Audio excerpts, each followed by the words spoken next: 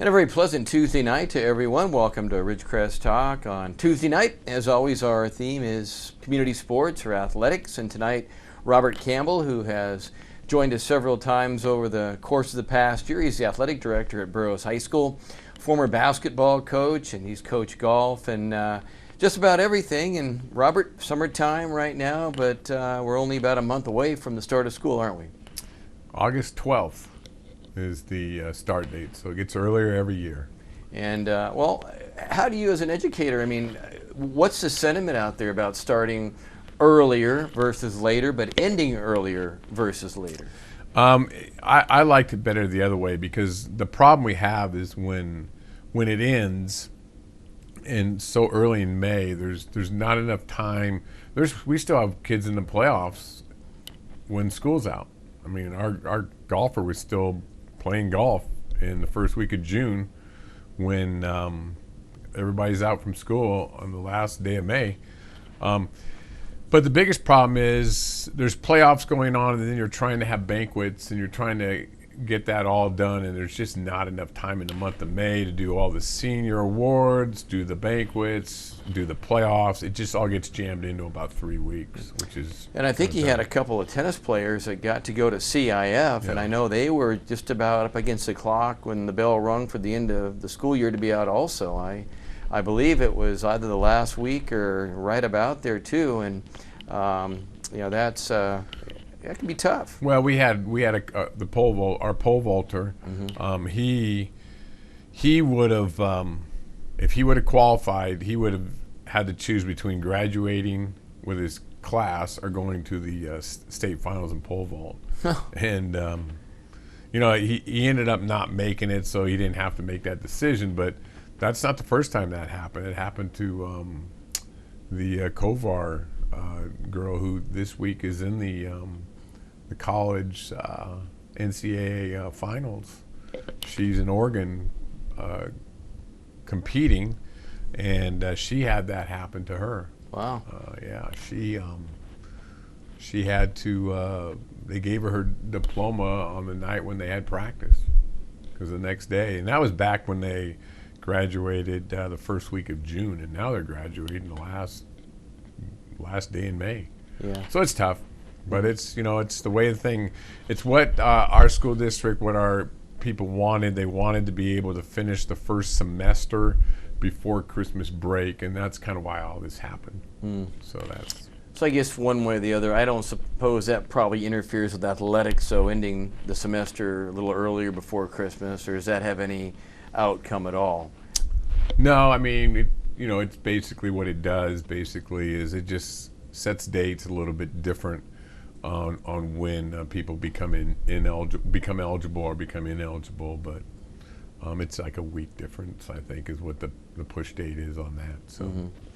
All right, well, let's talk about fall sports. I know really you haven't quite checked into the office yet, but I know that, boy, time just flies, it seems like, especially as you get older out there. Days just zoom by, the years zoom by, and it seems like we just started last football season, and Todd Mather in his, I believe, now 4th year at the helm of Burroughs High School football, and he has a great freshman team from last year that's moved up. Last year's freshman team was basically undefeated in the Mojave River League. They only lost 1 game overall, and he has a lot of those kids right back in the program. So football-wise, I know must look pretty positive, Rob. Yeah, they've started back up. He's going to a passing league tournament this weekend. He went to one last weekend. I think they go to their big team deal where they go down to Oceanside and they have a big get-together, and it's kind of like the start of getting their group together. So that'll happen this weekend. Volleyball will be starting next week again. I think they're going to start. They have their camp where they bring in these people, and they have a week-long camp. Basketball, both the basketball teams have finished, but we're still busy. And I'm just the other day, the guy was waxing my floor, so I'm moving everything out, and but no, it's sports don't stop in the summer. It's just different. Our tennis team had tryouts, their first tryout. But But football should be interesting. I haven't talked to Todd much. I'm not sure whether we're going to pass or run or do both, but we'll see what happens. It should be another exciting year of football, that's for sure. Well, with Todd Mather, you just have a feeling there's going to be some Air Mather in the game plan, I would think. Todd, a very good passing artist, and Burroughs is really, I like last year. I think they mixed it up real well.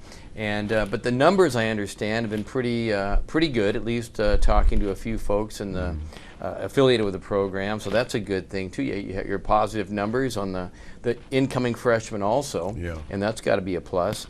And cross country, I know you have some new cross country folks. We talk have about that. 2 new coaches. We haven't announced our boys coach yet, but we're in the process of hiring a women's PE teacher who is going to be working with our cross country team. We're right in the process of that. It should be happening here in the next week or so. But Elaine McMahon is a past teacher in the district, and she is right now working with the boys and the girls, and they're working every morning up at Saracoso, and things are going great. I can attest to that. I get to see them quite a bit in the morning there, and they have a very good turnout, I believe. At this point, 8 or 9 gals that are running, and probably about 10 to maybe 12 guys that are running out there. So I think, the numbers are good for that sport also. We didn't really last spring get into some of the spring sports as much maybe as we wanted to, but talk a little bit about swimming. Swimming is a sport that I think goes under the radar here, and it might go under the radar because of the fact that Burroughs doesn't really have a pool. And I know they use the base, and or they use the penny pool, but they've been very successful. And someone said to me, well, you never mentioned swimming. And you know what? I think I was guilty on that on some of our sports reports. But what do we know about swimming? Swimming was last year had a good year. Our boys, I think, took first, and our girls, boys and girls took second. Granite Hills beat us out by a little bit at the end in the finals. I think that's the first year our girls have lost in a long time.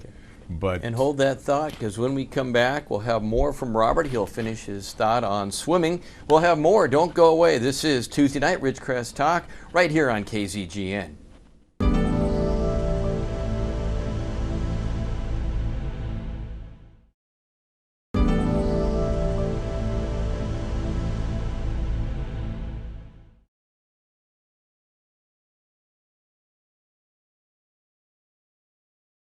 And we're back. If you just tuned in, Tuesday night, Ridgecrest Talk. I'm Tom Heck with Robert Campbell, the athletic director at Burroughs High School, and we were discussing some of the fall sports. And I asked him a question before we went on break here about swimming, and he'll finish up his thoughts. And as we were talking, I guess the numbers and the participation in swimming is rather good, Robert. Yeah, we had a good group last year.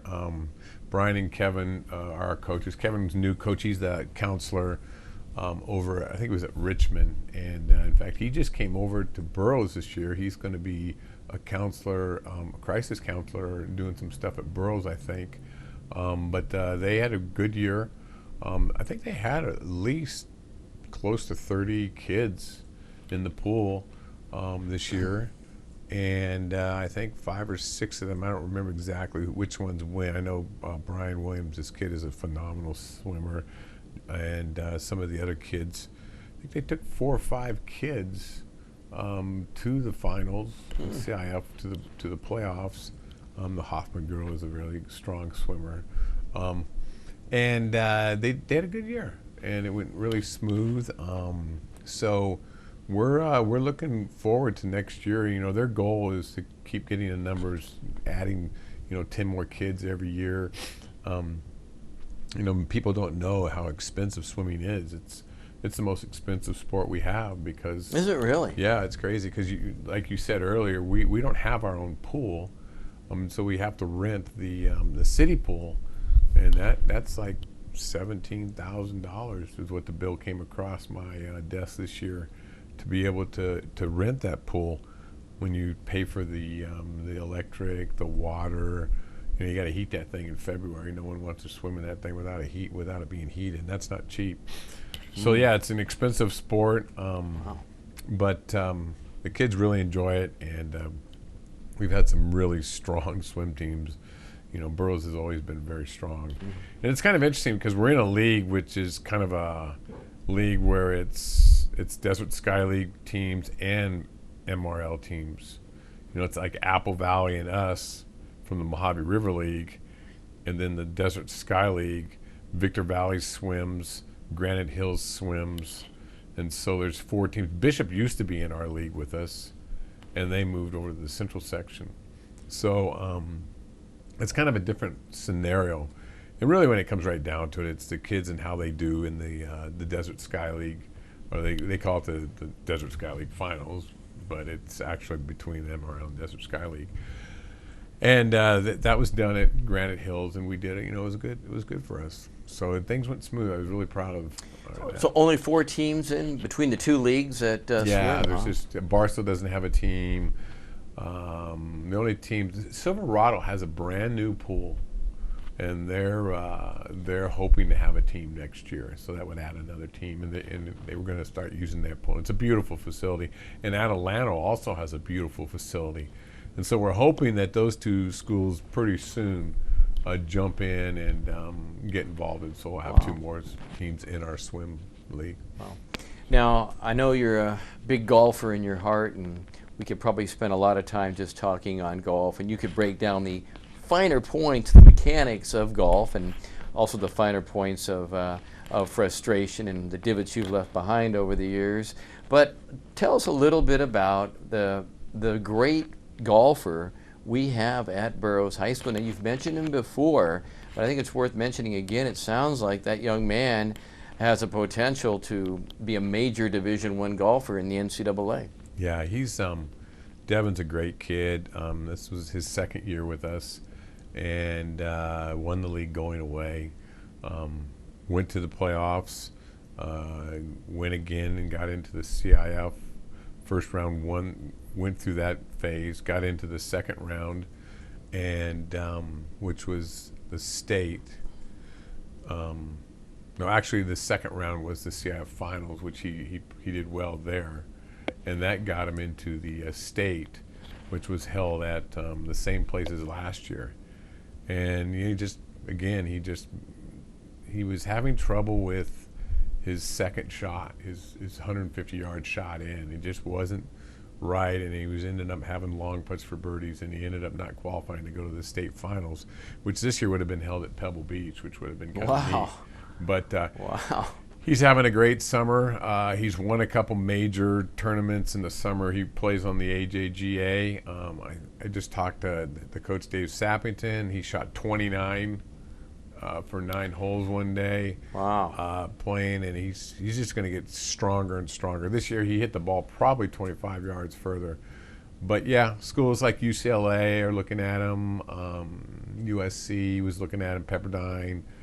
So yeah, he's the best golfer around in this valley, without a doubt. In in the whole valley, not a problem. He's probably one of the top 5 golfers in the state of California.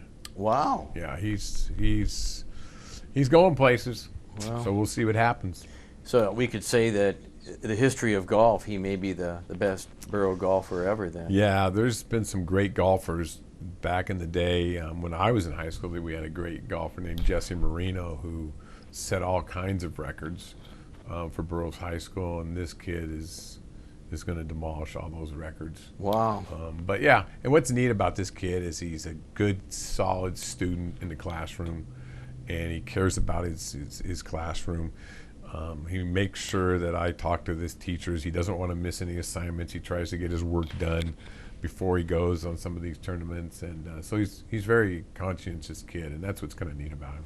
And where was he, I guess call it the regionals or the league, or not the league finals, but the CIF finals? Where were they at where he struggled? That one was at the course right next to right next to the Rose Bowl, and it's the same course they played last year, and that's where he missed it by 2 strokes. Oh, okay. And he missed it again this year. But hopefully next year he'll get to that final round, that CIF championship round, which is the finals for the state. And that's kind of what his goal is to get to that round. I wonder how many qualify to get to Pebble Beach. Basically, the way it works is they take a certain amount of golfers from the southern section, which consists of our section, San Diego, and the central section, which is Bakersfield, San Diego, LA City section, and the southern section. And they take, I think it's like 9 golfers plus 3 teams go, and then the northern section, which is San Francisco and up there, they take 9 golfers. So there's about 20 golfers plus 5 teams that go on. Okay, Robert, hold that thought. We'll come back for our last segment. Don't go away. Tuesday night, Ridgecrest Talk, right here on KZGN.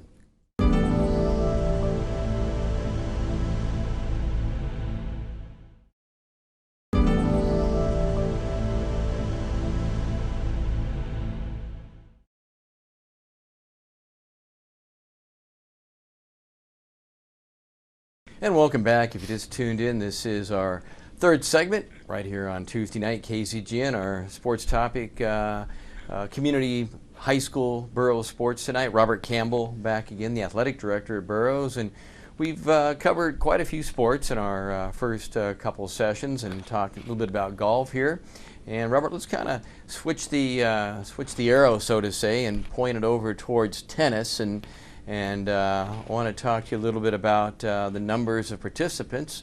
Looking at the newspaper a few weeks ago, they just got underway with Knoll Prince and everybody. Looks like your numbers for the girls' tennis in the fall looks very good. Yeah, we have 3 coaches that have done a tremendous job with both our boys and girls tennis program. Knoll Prince is the head coach, and his assistants are Ruth O'Neill and Tim Higgins, who have been, Ruth was a tennis player at Burroughs High School back in the day, and they do a great job with those kids. We probably have the most girls tennis players that we've ever had. In fact, he's having tryouts this year. And I remember when I first took over the job as athletic director, they were waiting for volleyball cuts to try and get those girls to come out and play tennis. So, things have really come a long ways in our girls tennis program.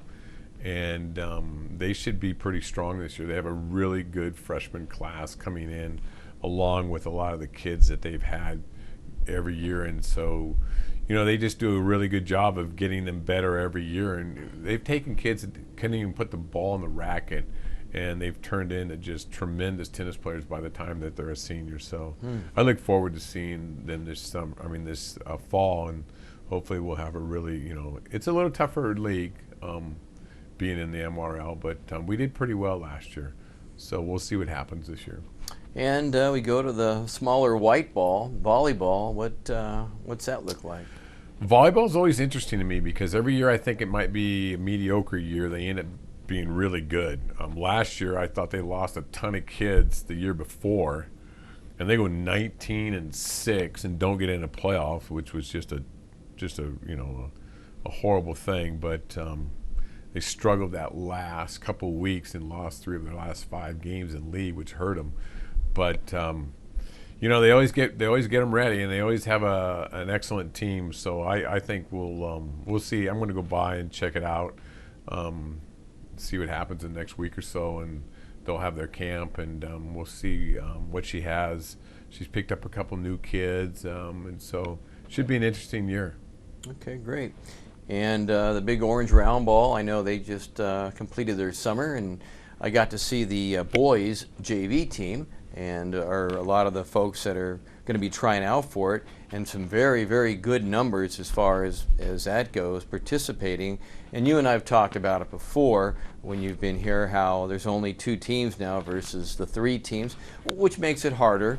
You want to try to keep as many kids in the program within reason as you can, and that's hard when you only have 2 teams versus not having a 3rd team. But on the other hand, your numbers and your ability, I thought, level was very good. You ended up winning the Saracoso part of the B division tournament, and I think you got to be happy with the numbers there. And the girls, you were very involved with the girls and kind of put the program on the map and Now you've turned over the reins a little bit there, but I think the numbers fairly strong there also. Yeah, they had a good season. I think the girls only lost 4 or 5 games this summer, and the boys varsity is finished up. And I think the JV team has one more weekend deal. They're going down to Azusa this weekend. They went down there last weekend. And so they're trying to get them some games this year before the season starts. They kind of struggled last year. It was kind of a down year for us. But we have a lot of new kids coming in, and so this is an important year for that lower level team, you know, the JV and freshmen, because we're going to be losing a bunch of kids next year, and that's going to be a big jump over. We lost a bunch of kids last year, and so Coach Hayes will be looking to rebuild again. With we'll see what happens. So well, Burroughs and playing in the Burroughs barn, though, I think it's always a bit of an advantage, and they had some what I thought were some very interesting and fun close games this year. Speaking of the boys and the girls, also, though the girls last year really numbers-wise, struggled at times for depth. A lot of injuries, just a lot of injuries, and by the time I think they got healthy and got some chemistry going, it just seemed like the clock struck 12, and they did make the playoffs and got beaten that second round, I believe, if memory serves me correct. Yeah. And well, what about track and field, Robert? I know that Anthony Barnes has retired, but he coached last year, and that program did pretty well. They had a lot of individual people that did very well, and I think that it looked like the numbers very much were getting stronger for that program. Yeah, track and field was last year. We went into our cross country and track and field, going from the Desert Sky League into the MRL. Man, I tell you, it really is a more competitive. It's much more competitive, and we almost got in. We just missed getting in with the cross country last year, and I think we're going to be there this year. We have some really good runners. Track wise, same thing. It was us and Sultana, and I think we ended up tying for third with Sultana. But it's a stronger and it's a tougher division, and I think our kids realize that we're just going to have to step it up a little, and I think we will this year, and so we'll see what happens. Real quickly, in our last about minute and a half or so, talk about travel, and it's a monkey on the back, so to say, as far as the cost and everything involved in that. Is it to the point now where you don't have to ask the kids for any money to travel that belong to teams anymore? Yeah, we don't anymore. The district has completely taken that over. They've been very, very gracious in making sure that we have a budget, and we were under our budget this year by about $4,000 for travel. Congrats. Which was great. So I think we have $90,000, and we ended up spending, I think it was like 84, 85. Oh. So we made it, and the travel thing is just part of the business, and when you're out in the middle of this area, that's the way it is, and our kids do a great job. They adjust, and we don't really even think about it much anymore. So it's just part of the deal. It's part of the job, and the freshmen kind of figure it out by the end of their freshman year, and we just deal with it. So. All right, Robert, appreciate that. Well, that's a great, came under budget. That's a good feather for your political career coming up here. Hey, that's our show for tonight. Hope you enjoyed it. Back again next Tuesday night for our theme, sports and community activities and athletics. For Robert, I'm Tom Heck, bidding you a very pleasant, good Tuesday evening.